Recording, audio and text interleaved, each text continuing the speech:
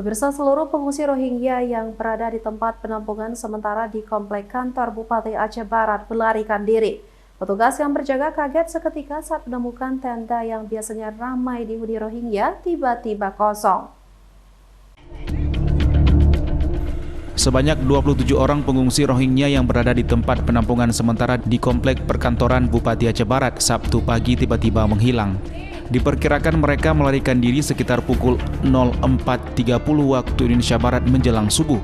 Saat itu wilayah Aceh Barat sedang dilanda hujan lebat. Kondisi tersebut menjadi sasaran empuk bagi pengungsi Rohingya melarikan diri.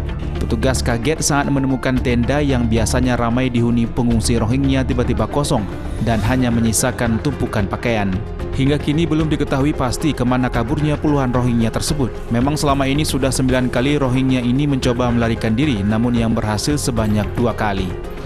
Pas paginya, waktu kita mau ada apel, itu kita tenda udah kosong orang. Pagi jam berapa itu? Tadi biasa kita 6:30.